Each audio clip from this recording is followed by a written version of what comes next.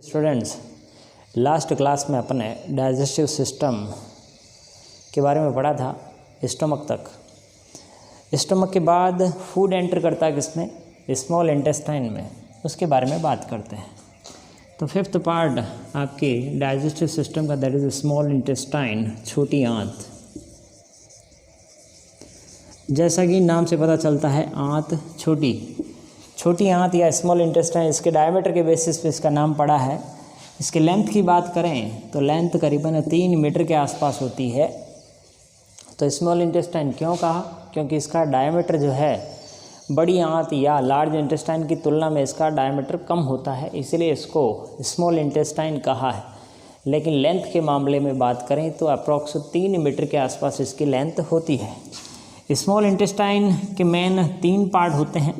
First is, पहला part duodenum, second part jejunum और third part इसका इलियम। तो 3 पार्ट हो गए स्मॉल इंटेस्टाइन के, ड्यूडेनम, जेजुनम और इलियम। अपन सबसे पहले बात करते हैं किसके बारे में? ड्यूडेनम के बारे में। तो डायग्राम बना के देखते हैं ड्यूडेनम की लोकेशन कैसी होती है, कहाँ होती है। तो सबसे पहले ड्यूडेनम के बारे में बात करेंगे, उसके बाद जेजुनम और थर्ड पार्ट इलियम। ड्यूडेनम के बारे में बात करें, ड्यूडेनम की लोकेशन देखते हैं। स्मॉल इंटेस्टाइन का जो स्टार्टिंग पार्ट है करीबन 6 से 7 सेंटीमीटर का, उसी को नाम दिया है क्या? ड्यूडेनम।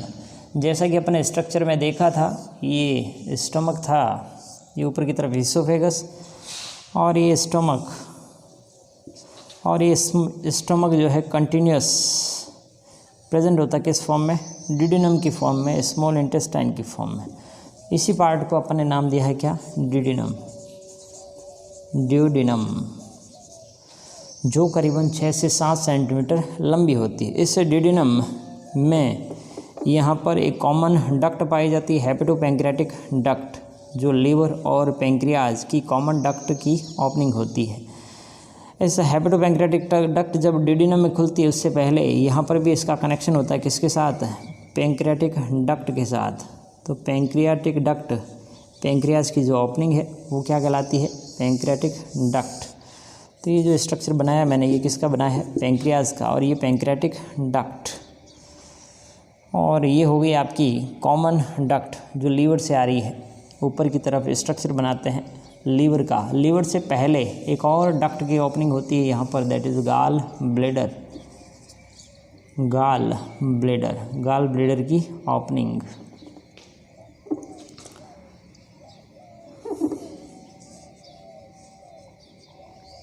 और ये वाला स्ट्रक्चर ऊपर की तरफ लीवर का आ जाता है। तो गाल ब्लैडर की जो डक्ट है उसको सिस्टिक डक्ट कहा जाता है, सिस्टिक डक्ट जो गाल ब्लैडर की डक्ट है। और ये हेपेटिक डक्ट जो लीवर से आ रही है, हेपेटिक डक्ट।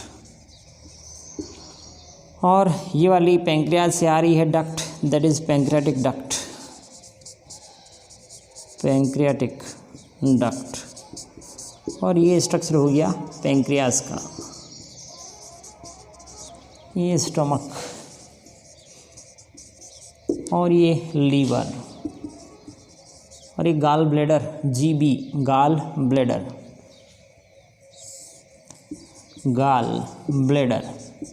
जो बाइल का स्त्रवण करता है, बाइल साल्ट या बाइल जूस। तो ये स्ट्रक्चर है किसकी? ड्यूडेनम की। और ड्यूडेनम में जो मेन ओपनिंग होती है किसकी? हेपेटोपैंक्रियाटिक डक्ट। लीवर से जो डक्ट आ रही है दैट इज़ हेपेटिक डक्ट, और पैंक्रियाज से जो डक्ट आ रही है ये कॉमन डक्ट, यहाँ से यहाँ तक, इस स्ट्रक्चर से इस स्ट्रक्चर तक ये कॉमन डक्ट अब क्या कहलाएगी? दैट इज़ हेपेटोपैंक्रियाटिक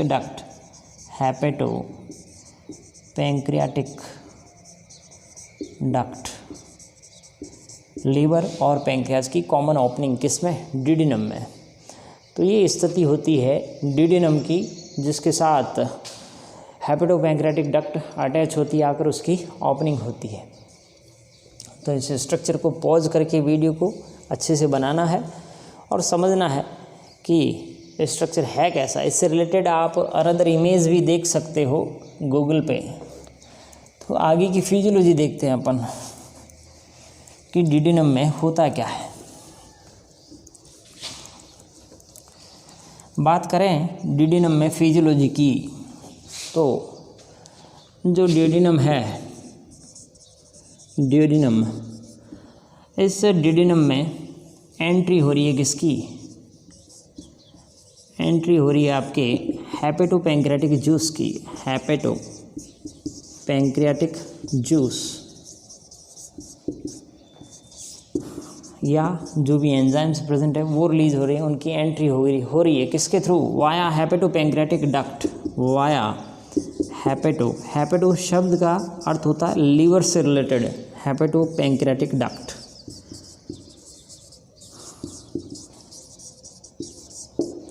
तो हेपेटो पैंक्रियाटिक जूस एंटर कर रहा है किसमें, डिडिनम में, किसके थ्रू, हेपेटो पैंक्रियाटिक डक्ट के थ्रू। तो इसी के बारे में बात करते हैं। अब पहले बात करेंगे हेपेटिक जूस या लीवर जूस के बारे में या बाइल साल्ट के बारे में। तो सबसे पहले बात करते हैं बाइल साल्ट, बाइल साल्ट या बाइल जूस। बाइल साल्ट या बाइल जूस लीवर में सिंथेसिस होता है, यानी बनाता कौन है इसको, लीवर, सिंथेसिस इन लीवर, बनता तो लीवर में लेकिन जाके स्टोर कहाँ हो रहा है, गाल ब्लैडर में, तो सिंथेसिस इन लीवर। और सीक्रेशन किया जाता है, store and secretion, store and secretion, श्रवण जो किया जाता है बाय गाल ब्लैडर या GB, gall bladder, gall bladder के थ्रू उसका श्रवण किया जाता है।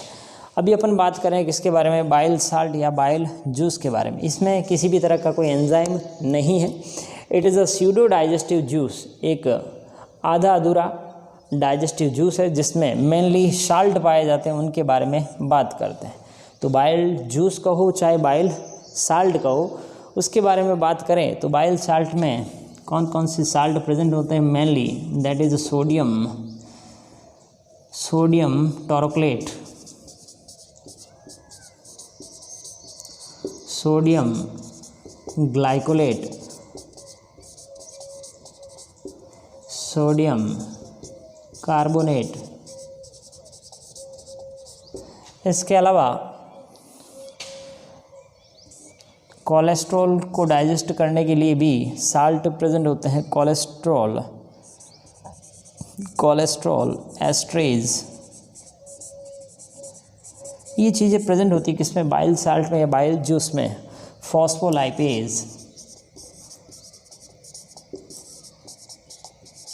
तो ये डिफरेंट तरह के साल्ट होते हैं, साल्ट की फॉर्म होती है जो किसमें प्रेजेंट होती है, बाइल साल्ट या बाइल जूस में। बाइल साल्ट या बाइल जूस सिंथेसिस कहाँ हो रहा है, बन तो लीवर में रहा है लेकिन सीक्रेशन किसके थ्रू किया जा रहा है, गाल ब्लैडर के थ्रू। तो बाइल साल्ट या बाइल जूस एक कंप्लीट जूस नहीं है, it is a pseudo digestive juice, एक अर्धपचित जूस या साल्ट की फॉर्म है जो मेनली फैट का इमल्सिफिकेशन करेगी, क्योंकि नेक्स्ट जो डाइजेशन होगा उसमें फैट का भी डाइजेशन देखा जाएगा। तो बाइल साल्ट के बारे में एक लाइन ध्यान रखना, बाइल साल्ट या bile juice, it is not a enzymatic juice, इसमें किसी भी तरह का it is not a complete enzymatic juice.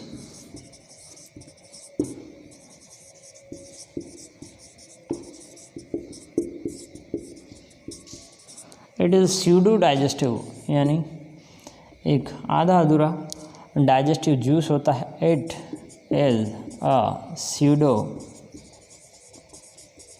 Digestive juice, क्योंकि इसमें साल्ट ज़्यादा होते हैं और साल्ट मेनली इमल्सिफिकेशन करते हैं किसका, फैट का। तो ध्यान रखने की बात यही है कि बाइल साल्ट बनता कहाँ है या बाइल जूस बनता कहाँ है और सीक्रेशन किसके थ्रू किया जाता है। ये तो बात थी किसके बारे में, बाइल साल्ट के बारे में। तो ये बाइल साल्ट या बाइल जूस करता क्या है, बाइल साल्ट या बाइल जूस इमल्सिफिकेशन करता है किसका, फैट का।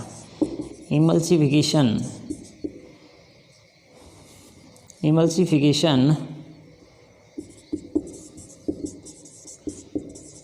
ऑफ फैट या लिपिड जो आप बाहर से ले रहे हो डाइट में, या फैट जो बाहर से डाइट में ले रहे हो, उसका इमल्सिफिकेशन करता है। इमल्सिफिकेशन यानी उस फैट को छोटे छोटे ड्रॉपलेट में कन्वर्ट करता है, छोटे छोटे ड्रॉपलेट या लिपिड की ड्रॉपलेट या बूंदों में कन्वर्ट करता है, ताकि जो लाइपेज एंजाइम आगे सीक्रेट हो, पैंक्रेटिक लाइपेज, वो अच्छे से काम कर सके। सरफेस एरिया बढ़ाने के लिए बाइल साल्ट रिलीज़ किया जाता है। तो इमल्सिफिकेशन किसका, फैट का। इमल्सिफिकेशन के थ्रू फैट कन्वर्ट हो जाता है या लिपिड कन्वर्ट हो जाता है किसमें, फैट या लिपिड की ड्रॉपलेट कन्वर्ट हो जाती है किसमें, माइसेल्स में। तो माइसेल्स क्या है, स्मॉल फैट ड्रॉपलेट है, small fat droplet. In small fat droplets पर एक एंजाइम लाइपेज काम करता है और इन स्मॉल फैट ड्रॉपलेट को कन्वर्ट करता है किसमें, लिपिड के मोनोमर में, मोनोग्लिसरॉइड्स।